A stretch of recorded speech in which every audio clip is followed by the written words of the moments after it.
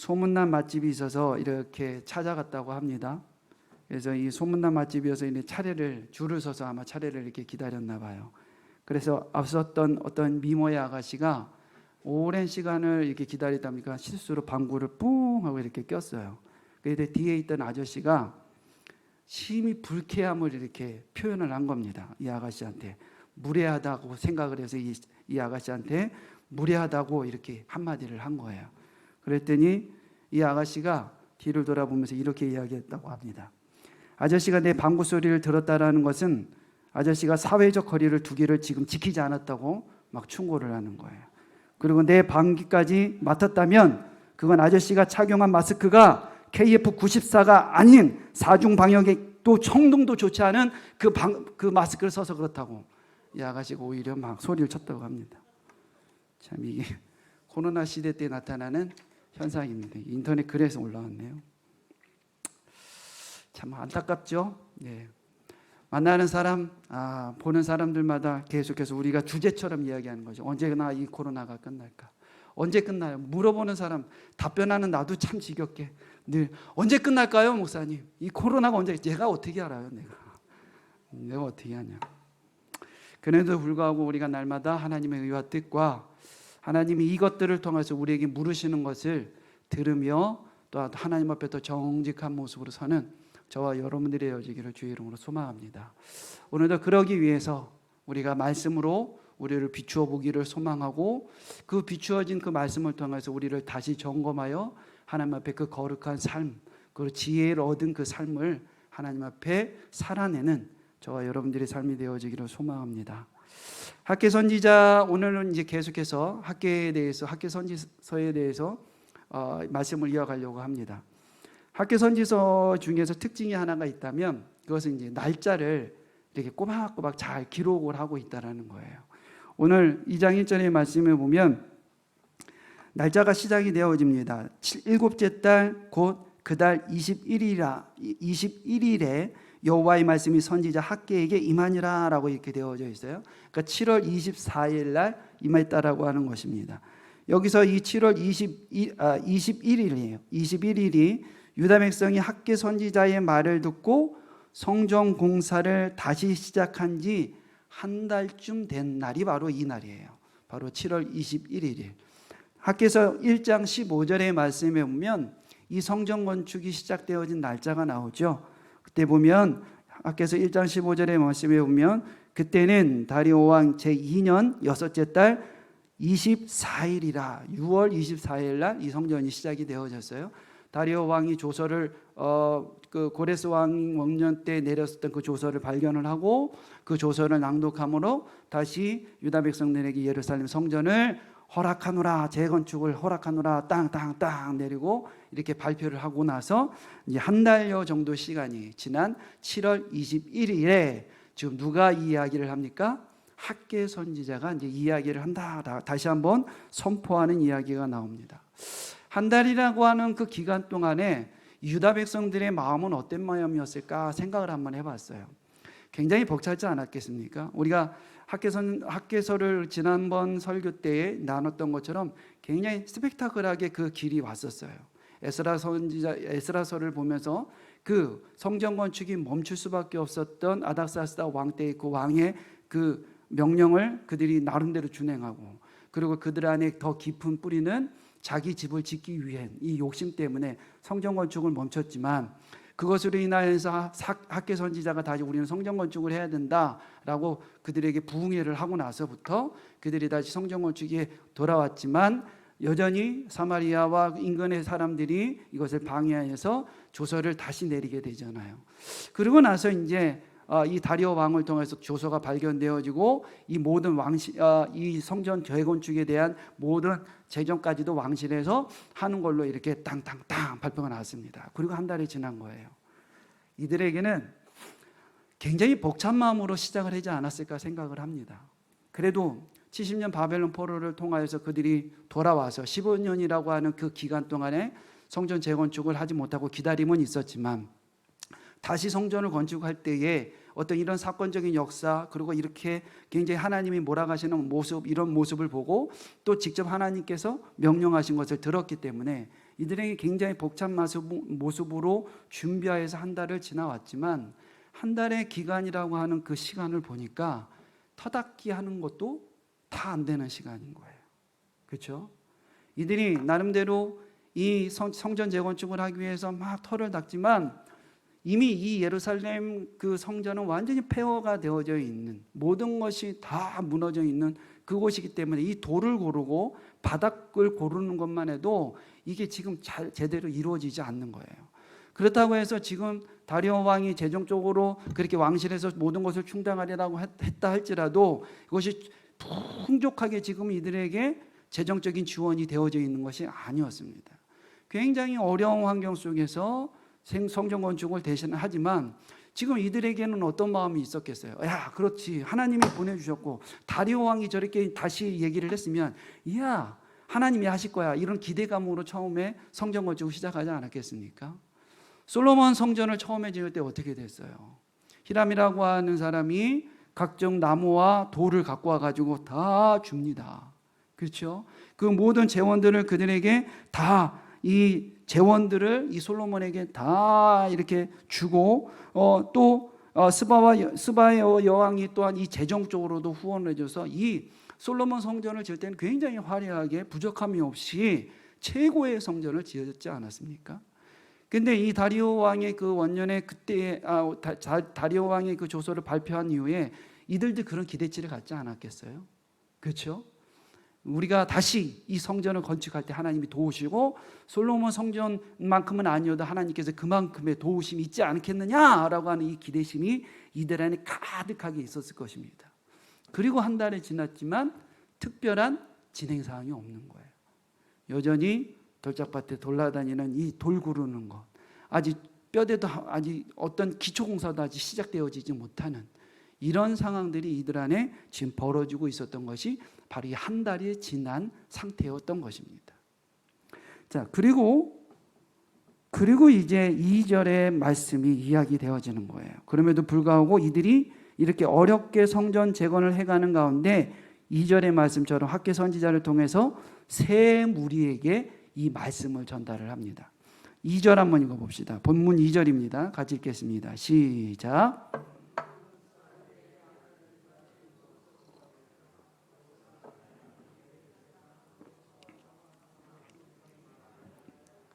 네, 새 무리가 등장을 하죠. 첫 번째 누굽니까? 스룹바벨. 그 다음에 두 번째는 대제사장 여호수아. 세 번째는 남은 백성. 지난번 설교 때 한번 설명을 해드렸는데 이 스룹바벨은 누구죠? 왕족의 왕족. 그렇죠? 여호사닥의 여호야긴의 손자로 나와 있습니다. 성경에 보면은 스알디엘의 아들이라고 하는데 스알디엘의 아버지가 누구냐면 여호야긴 왕이에요. 그런데 여호야긴 왕에게는 아들이 3명이 있습니다. 첫 번째 아들이 스알디엘이고 세 번째 아들이 부다야라고 하는 아들이에요.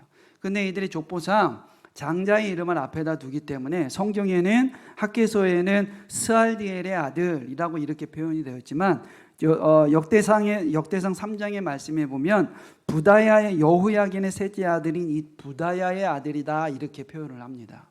그래서 이 스룹바벨은 어떻게 됐던 다윗 왕가의 왕족의 후손입니다. 그래서 이 스룹바벨을 세운 이유는 한 나라에 회복하기 위해서는 정치적인 이 정통성이 필요했던 것이에요.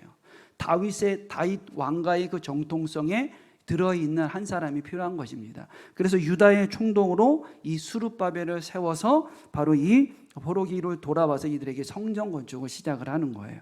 자, 그 다음에 두 번째는 누구죠? 대제사장 여호수아. 여기 여호수아가 그 가나안 땅을 점령했었던 그 여호수아일까요? 아니죠? 네, 아닙니다. 이 여호수아는 사독 계열의 대제사장이었던 여호사닥의 집안입니다. 그러니까 지금 스룹바벨도 그렇고 왕족의 어떤 이 한 나라에 회복하기 위한 이 정치적인 정통성을 갖기 위해서는 그 왕족에 있었던 한 사람 스룹바벨을 대표자로 세웠던 것, 그리고 또 하나의 한 나라 이스라엘 백성이 한 나라를 세우기 위해서는 반드시 또 따라가야 될 사람이 누구예요? 제사장이잖아요. 그래서 이 대제사장에 속해 있는 바로 이 여호수아를 세운 겁니다. 그러니까 여호수아의 아버지가 여호사닥이라고 하는 사람인데 이 에스라의 조카가 바로 이 여호수아예요. 대제사장 여호수아. 그리고 오늘 세 번째 부류에는 누구냐면 바로 이 남은 자라고 하는 겁니다. 지난번에도 말씀드렸던 것처럼 남은 자는 우리가 너무 잘 알고 있는 것처럼 렘넌트 사상이라고 해서 그루터기, 하나님의 말씀과 하나님의 언약을 지켜서 오늘도 그 말씀대로 살아내는 윗동리가 다 잘려져 나갔다 할지라도 하나님께서 그 뿌리를 남겨주셔서 그루터기를 만들어 놓으신다라고 하는 그 사람이 바로 이 남은 자 사상이잖아요. 근데 오늘 본문에 등장하고 있는 이 남은 자는 그런 그 표현이라고 하기는 어렵습니다. 그런데 보편적인 심판 중에도 여호와께서 남겨두신 이 경건하고 의로운 백성을 지칭하는 이 남은 자만은 아니지만 그래도 이들 안에 말씀을 쫓아서 오늘 학개 선지자의 말씀을 통하고 그리고 에스라 선지자의 그 말씀을 들어서 말씀대로 준행한 사람이라는 것을 드러내고 있는 것이 바로 이 남은 자라는 것을 말하고 있는 것이에요. 그런데 오늘 학개 선지자가 이 세 부류의 사람에게 질문을 하나 하는 거예요. 이렇게 이야기를 합니다. 뭐라고 이야기하냐면 우리 3절을 한번 읽겠습니다. 3절을 읽겠습니다. 같이 읽을게요. 시작. 너희 가운데 남아있는 자 중에서 이 성전의 이전 영광을 본 자가 누구냐? 이제 이것이 너희에게 어떻게 보이느냐? 이것이 너희 눈에 보잘것없지 아니하냐? 학개 선지자가 하나님의 말씀을 대언하여서 이 세 부류의 사람 스룹바벨과 대제사장 여호수아와 그리고 남은 백성들, 남은 모든 백성들, 결국은 누구를 얘기하는 거예요? 포로 귀환하여서 지금 예루살렘 성전을 다시 짓고 있는, 재건을 하고 있는 모든 사람들에게 부류적으로 나눠서 이야기를 하고 있는 거예요. 그들에게 질문을 합니다. 질문할 때 첫 번째 질문이 뭐였어요? 지금 돌아와 남아있는 자 중에서 이 성전의 이전 영광을 본 사람이 누구냐라고 이렇게 질문하는 거예요. 첫 번째 질문이 이 성전의 이전 영광을 본 자가 누구냐라고 이렇게 얘기를 합니다. 이 성전의 이전 영광은 어떤 성전을 얘기하겠어요? 어떤 성전? 크게 얘기하셔도 돼요. 우리의 존재는 당당한 존재이기 때문에 크게. 여러분들 연세가 얼뜨게 되시는데 아직도 옹알이를 하십니까? 네. 예, 우리가 알고 있는 것처럼 바로 솔로몬 성전인 겁니다. 이전 성전은 바로 이 솔로몬 성전을 얘기를 해요. 역대상 22장 2절부터 4절의 말씀에 보면 다윗이 이 솔로몬 성전을 준비하기 위해서 이렇게 준비한 것이 등장을 합니다. 역대상 22장 2절의 말씀에 보면 다윗이 명령하여 이스라엘 땅에 거류하는 이방 사람을 모으고 석수를 시켜 하나님의 성전을 건축할 돌을 다듬게 하고 다윗이 또 문짝 못과 거멀못에 쓸 철을 많이 준비하여 또 무게를 달 수 없을 만큼 심히 많은 옷을 준비하고 또 백향목을 무수히 준비하였으니 이는 시돈 사람과 두루 사람이 백향목을 다윗에게 많이 수원하여 왔습니다. 내가 환난 중에 여호와의 성전을 위하여 금 10만 달란트와 은 100만 달란트와 녹과 철을 그 무게를 달 수 없을 만큼 심히 많이 준비하였고 또 제목과 돌을 준비하였으나 너는 더할 것이며 또 장인이 내게 많이 있나니 곧 석수와 목수와 온갖 일에 익숙한 모든 사람이라. 자, 이것으로 모아서 알 수 있는 것처럼 다윗이 이 모든 전쟁 중에서 승리할 때마다 각축 좋은 보물들을 다 수집을 합니다. 다 수집을 하고 하여튼 무수한 금과 은들을 다 준비하여서 누구에게 그걸 다 줍니까? 그의 아들인 솔로몬에게 줘요. 왜 주죠? 성전 건축을 하기 위해서 주는 것이에요. 그래서 이 다윗 왕국이 가장 절정에 이를 때에 그 다윗 왕국이 가장 절정에 있어서 가장 부한 모든 것을 다 축적하는 그런 것들을 다 모아서 지금 누구한테 주는 겁니까? 솔로몬한테 다 주고 무엇 하라는 거예요? 솔로몬 네가 이 성전을 지어라 라고 이야기를 하는 겁니다.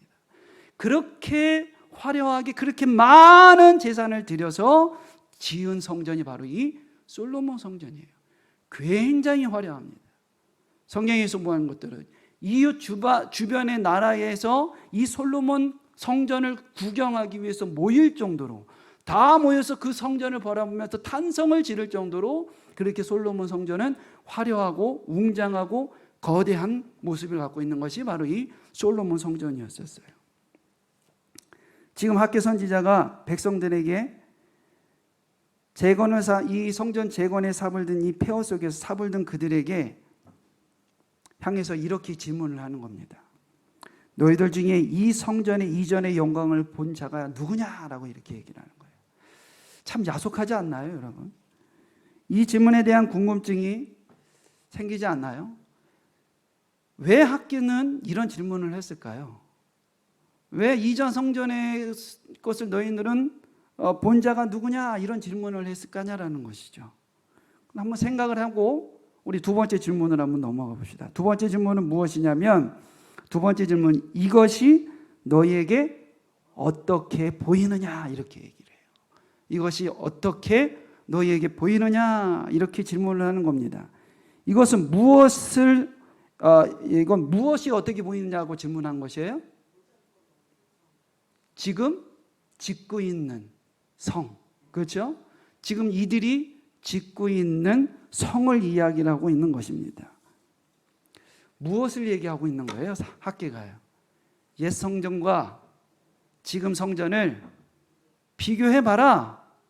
이것을 비교해서 볼 수 있는 사람이 있느냐? 이것을 지금 질문을 하고 있는 거예요. 자, 그러면 옛 성전과 지금 성전을 비교해서 보려면 누가 필요한 겁니까? 누가 필요해요? 증인이 필요하죠. 그렇죠? 옛 성전을 솔로몬 성전을 보았던 사람이 필요한 것이고 그때 그 솔로몬 성전을 보았었던 사람이 지금 현존에 살아 있어서 지금 짓고 있는 이 성전을 짓고 있는 것을 보고 있는 현재의 사람을 이야기하는 거예요. 솔로몬 성전이 파괴될 때가 BC 586년입니다. 그리고 다시 성전 재건이 시작되어진 때가 BC 536년이에요. 그러니까 몇 년이 인터벌이 있어요? 50년이라고 하는 인터벌이 있습니다. 그리고 50년에다가 지금 이 사람들이 성전 건축을 보았던 거를 머리로 기억하고 눈으로 봤던 걸 머리로 기억할 정도라면은 어느 정도 나이가 또 있어야 되잖아요. 그러니까 최소한 70에서 80세 정도가 되어지는 사람들이 지금 이 사람들이라는 거예요. 그러니까 이 질문을 지금 받고 있는 대상자들이 지금 누굽니까? 바로 이 70, 80세 되어진 이 대상자들을 향해서 학개 선지자는 질문을 던지고 있는 거예요. 자, 그런데 학개서에 이제 우리가 이것을 머리에다 염두에다 두고요. 또 다음 사건을 한번 넘어가 봅시다. 학개서에서는 등장을 하지 않지만 학개서와 모든 베이스가 어디에 다 나와 있어요? 에스라서에 다 나와 있어요. 에스라서와 학개서가 병행해서 보면은 성경을 더 자세히 볼 수가 있는 것입니다. 그러니까 이 학개서에는 등장을 하지 않지만 에스라에서에 보면 이 사건에 대해서 이 환경에 대해서 조금 더 디테일하게 설명한 부분이 나와 있어요. 에스라서 3장 12절 13절입니다. 같이 한번 보겠습니다. 자, 에스라서 3장 12절 13절 같이 읽겠습니다. 시작. 제사장들과 레위 사람들과 나이 많은 족장들은 첫 성전을 보았으므로 이제 이 성전의 기초가 놓임을 보고 대성통곡하였으나 여러 사람들은 기쁨으로 크게 함성을 지르니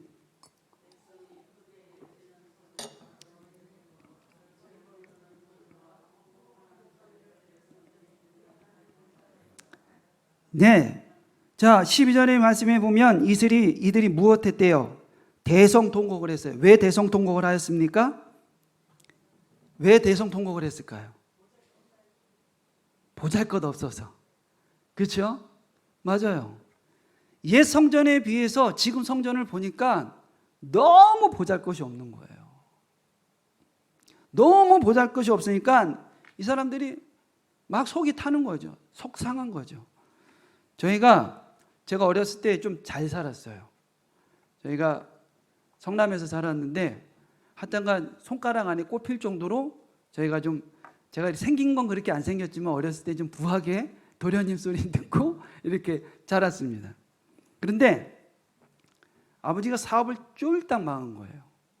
40년 전 이야기죠. 40년 전에 저희가 아버지가 사업이 쫄딱 망해서 이제 저희가 살았었던 그 큰 집을 팔고 이제 아파트로 이사를 갔습니다. 40년 전의 아파트면 굉장하지 않습니까? 지금의 아파트와 틀려요. 당신의 아파트도 몇 채 없고 굉장히 아파트에 사는 것만 해도 굉장히 어느 정도 이렇게 좀 잘 사는 그런 입장이에요. 그래서 저는 아파트로 이사를 갈 때 너무 좋은 거예요. 새로운 환경이 열렸으니까. 그런데 우리 할머니는 그 아파트로 가는 첫날 땅바닥을 거실에 앉아서 땅바닥을 치면서 막 우시더라고요. 우리가 어떻게 하다 여기까지 왔니? 우리가 어떻게 하다 여기까지 왔니? 막 이렇게 우시더라고요.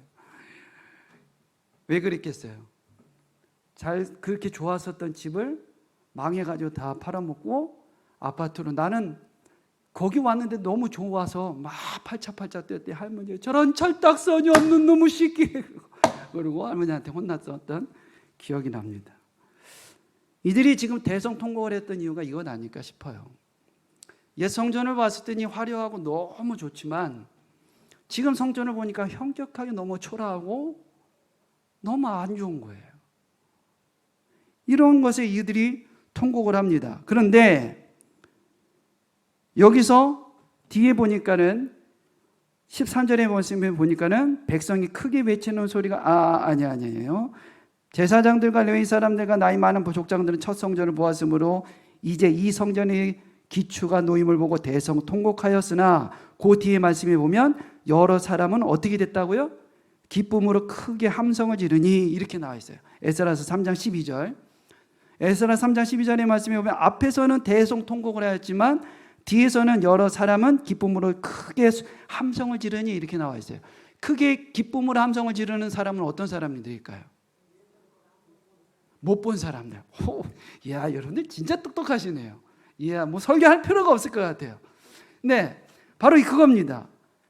대성통곡을 하는 사람들은 지금 이 옛 성전을 보고 지금 성전을 비교했을 때 봤을 때 너무 초라해서 통곡을 한 사람들이고, 지금 이것을 보고 기쁘는 사람들은 지금 어린 날 저와의 모습처럼 옛 성전을 모르기 때문에 그냥 이야기만 들었기 때문에 그냥 어떻게 됐든 지금 우리가 다시 성전을 건축을 하고 있다는 것 자체에 기쁨을 갖고 거기에 의의를 갖고 거기에 기쁨을 갖는 거예요. 두 부류로 이렇게 쫙 나뉩니다. 그리고 13절의 말씀에 보니까 백성이 크게 외치는 소리가 멀리 들림으로 즐거이 부르는 소리와 통곡하는 소리를 백성들이 분간하지 못하였더라 이렇게 나와 있어요. 기뻐하는 소리와 통곡하는 소리가 뒤섞여 있다라는 것을 말씀을 하고 있는 거죠. 기뻐했던 사람은 사실상 젊은 사람들이고 이전의 영광을 못 본 사람들입니다. 무너진 성전을 다시 짓는 것만으로 꽤 기쁜 모습을 갖고 있는 사람들이 바로 이 사람들이었었어요. 그런데 3절 끝에 보면 이것이 오늘 본문 학개서 2장 3절 끝에 보면 이것이 너희의 눈에 보잘것없지 아니하냐 이렇게 학개 선지자가 이야기를 하는 거예요. 무슨 말이에요? 자, 옛 성전을 보고 지금 성전을 보니까 너희들 눈에 보기에 지금 성전이 너무 보잘것없이 보이지 않느냐라고 이렇게 이야기를 하고 있는 겁니다. 그런데 참 이 학개 선지자가 잔인하지 않습니까? 굉장히 잔인한 것 같아요.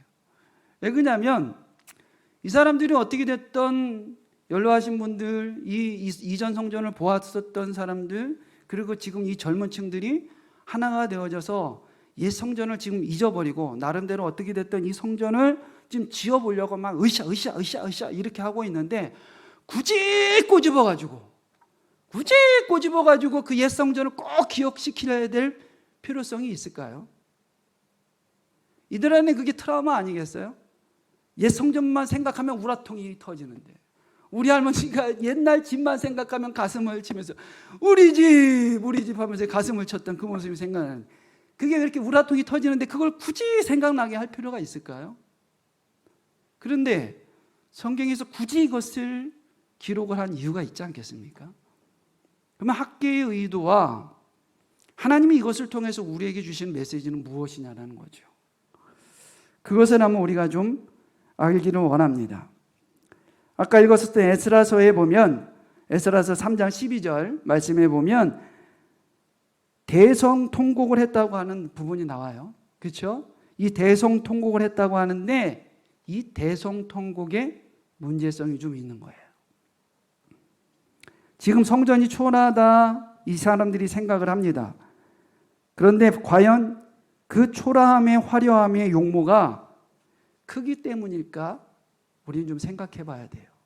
진짜 이 옛 성전을 보았었던 사람들이 지금 대성통곡을 하는 것이 성전의 크기 때문에 그 화려함 때문에 대성통곡을 하는 것인지 아니면 다른 이유가 있는 것인지 우리가 좀 살펴봐야 되는 것입니다.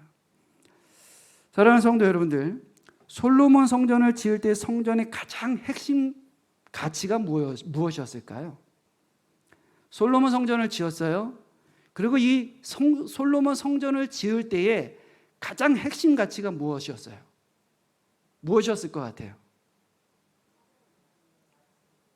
네? 하나님의 말씀대로 지은 것. 다윗이 하나님의 성전을 지을 때에 지으려고 했었던 이유가 무엇이었어요? 내 집은 있는데 하나님의 집이 없는 것에 대한 탄식감이었잖아요. 그렇죠?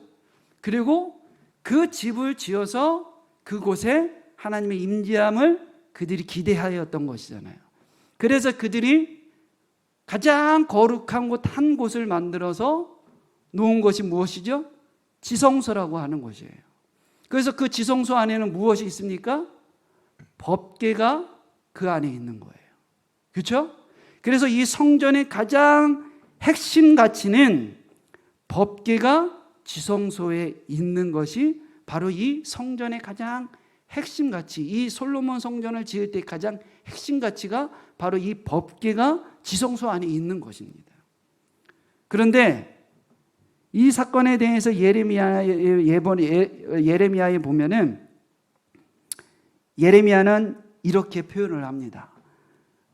예레미야가 이 포로전에 이 백성들의 패역함을 알고 너희들은 바벨론에 끌려갈 것이고 70년 만에 다시 돌아올 것이라고 하는 말을 합니다. 그러고 나서 이 예레미야 3장 16절부터 18절에 이렇게 예레미야가 이야기를 해요. 같이 한번 볼까요? 3장 16절부터 같이 봅니다. 같이 한번 읽겠습니다. 시작. 여호와의 말씀이니라. 너희가 이 땅에서 번성하여 많아질 때에 사람들이 여호와의 언약궤를 다시는 말하지 아니할 것이요 생각하지 아니할 것이요 기억하지 아니할 것이요 찾지 아니할 것이요 다시는 만들지 아니할 것이요. 네, 뭐라고 얘기를 하는 거예요? 너희들이 70년 포로를 끝내고 돌아왔을 때에는 언약에 대해서 말하지도 생각하지도 기억하지도 만들지도 않을 것이다 라고 이야기를 하는 것이에요. 언약궤가 없어도 예루살렘 성전에 여호와께서 임하시겠다라는 거, 임하시지 않는다라는 거예요. 임하신다라는 걸 얘기하는 겁니다.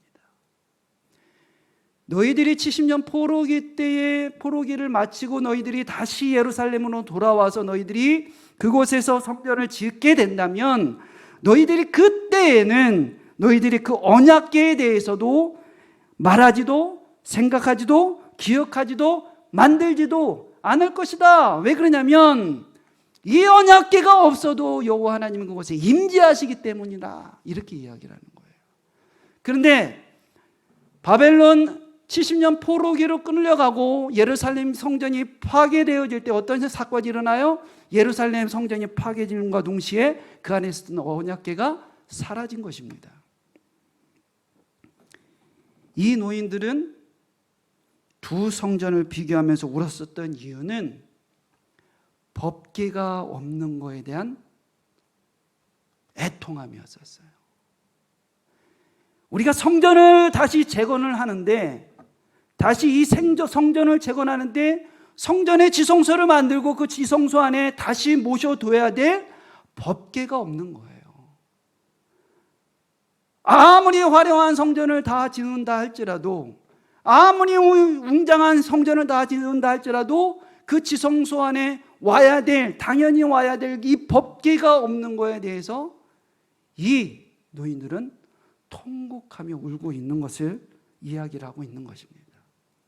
그런데 사랑하는 성도 여러분들, 우리가 망각하지 말아야 될 것이 바로 이것이에요. 법궤는 상징에 불과하는 것입니다. 할렐루야. 법궤 자체가 어떤 능력을 가지고 있는 것이 아니에요.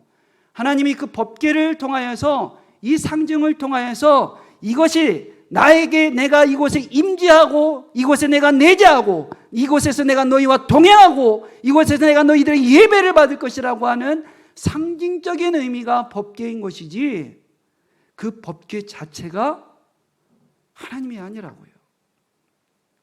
그런데 지금 이 이전 세대와 이후의 성전을 보고 있는 이 사람들은 무엇 때문에 지금 통곡을 합니까? 법궤 때문에.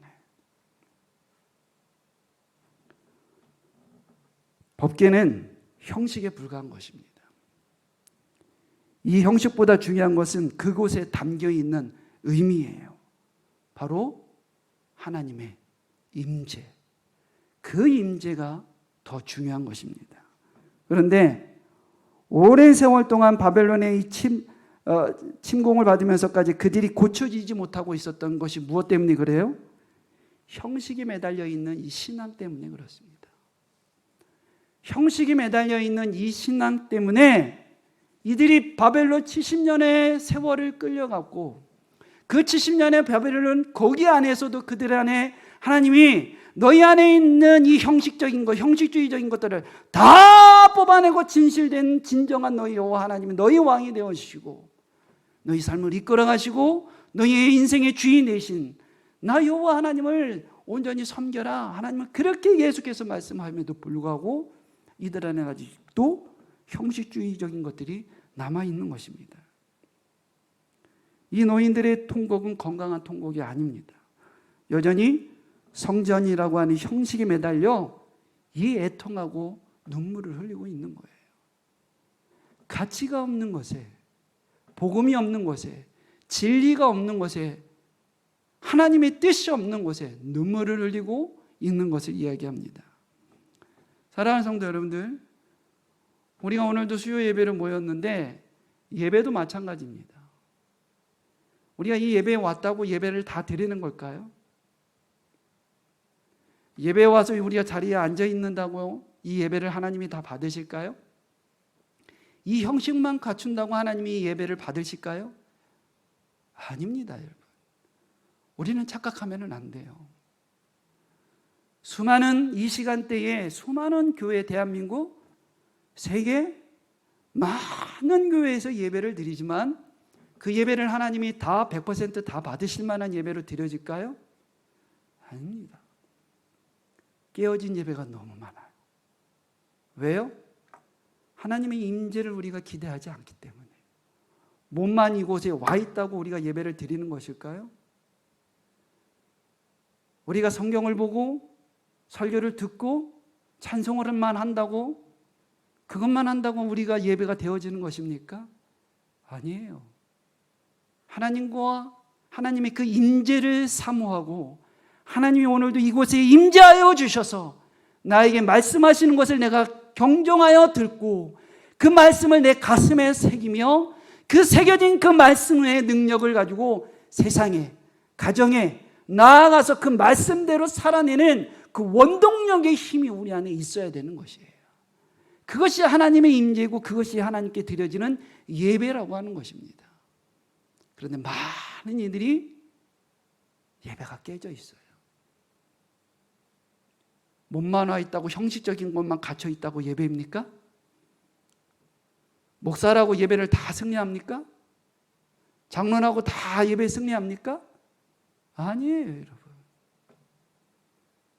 교회 등록한 지 한 달밖에 안 됐다고 그들은 예배를 못 드린다? 아닙니다. 어떻게 보면 더 신실하게, 더 정결하게 하나님이 가장 기뻐하시는 예배로 그들이 예배를 드릴 수도 있을 거예요. 다성해져 있고 형식에 젖어 있는 우리가 오히려 타락한 예배, 하나님이 받으시지 않는 예배, 그런 모습으로 우리가 서 있지 않는지 우리는 좀 아주 냉철하게 우리를 좀 돌아봐야 되지 않을까 생각을 합니다. 오늘 학기 선지자는 그것을 이야기를 하고 있는 겁니다. 히브리서 9장 10절의 말씀에 보면 이렇게 기록이 되어져 있어요. 우리 같이 한번 봅시다. 히브리서 9장 10절입니다. 같이 읽겠습니다. 시작. 이런 것은 먹고 마시는 것과 여러 가지 씻는 것과 함께 육체의 예법일 뿐이며 개역할 때까지 맡겨둔 것이라. 무슨 말씀이냐면 이 히브리서 9장 이 앞전에까지 얘기는 무엇이냐면 구약의 예물과 제사법에 대한 이야기예요. 그러니까 이 구약의 예물과 제사법, 즉 의식법은 모든 육체와 관련된 외적인 규칙들로서 새로운 것이 오기까지만 제한적으로 효력이 있다라는 거예요. 그러니까 이들이 먹고 마시는 것과 여러 가지 씻는 것과 함께 육체의 예법일 뿐이며 라고 하는 것은 이들이 제사법을 통하여서 제사를 드려요. 구약의 제사법을 통하여서 제사를 드려요. 그런데 이 제사법이 언제까지만 가능하다는 거예요. 뒤에 보면 개역할 때까지만 가능하다는 거예요. 개역할 때라고 하는 것은 무슨 말이에요? 개역이 무슨 말입니까? 세상적 용어로 이 개역의 뜻은 불의를 바르게 잡고 부패를 청결하게 하고 고의를 바로 세우게 하는 것이 개역이라고 이야기합니다. 그런데 성경적인 개역이라고 하는 것은 마지막 끝에 모든 비본질적인 것은 다 잘려나가고 벗겨져 나가고 오로지 예수 그리스도만 남는 것, 그것이 바로 개역이라고 하는 것이에요. 할렐루야. 얘들이 구약의 그 제사법을 통해서 제사를 드리고 있지만 그 제사는 누가 오기 전까지의 형식에 불과하다는 거예요. 예수 그리스도가 오기 전까지의 형식에 불과하다는 거예요. 예수 그리스도가 오심으로 인해서 이 모든 개혁이 일어나고 그 끝에 항상 누가 계셔야 된다는 것을 이야기하는 겁니까? 예수 그리스도가 있어야 되는 것을 이야기하고 있는 것이에요. 학교 선지자가 지금은 이스라엘 유사 백성들에게 성전 건축을 하라고 그가 목 놓아서 얘기하고 하나님께서 그 예수 그리스도 이들에게 성전 건축을 하라고 그렇게 목 놓아서 얘기하라고 하고 있는 것은 그 끝에 지금 누가 있다라는 것을 말씀을 하고 있는 것이에요. 예수 그리스도, 오실 메시아 예수 그리스도에 대한 이야기를 끊임없이 하고 있는 것입니다. 그런데 이들은 여전히 자기 형식에 빠져 있는 것이에요. 이 형식주의적인 것들이 어디까지 왔습니까? 우리가 어저께까지 우리 계속 사도행전에 지금 새벽에 큐티 말씀을 가지고 사도행전에 말씀을 나누지 않습니까? 1차 전도여행을 끝나고 나서 대전쟁이 일어났어요. 유대인들과 이방인, 이 안에 있는 개혁주의자들 안에서요. 무엇 때문에 그래요? 이방인들의 구원을 위해서 할례를 해야 되느냐 하지 말아야 되느냐, 이것 갖고 계속 싸우잖아요. 무엇을 얘기하는 겁니까? 여전히 이들은 할례라고 하는 형식주의에 빠져 있는 거예요. 구원의 은혜는 형식에 제한되어져 있는 것이 아니라 오직 믿음으로, 오직 예수 그리스도를 믿음으로 이루어지는 것인데 이들이 여전히 형식주의에 빠져 있어서 그것을 해야지만이, 할례를 받아야지만이 구원을 받는다라고 이렇게 외치고 있는 것입니다.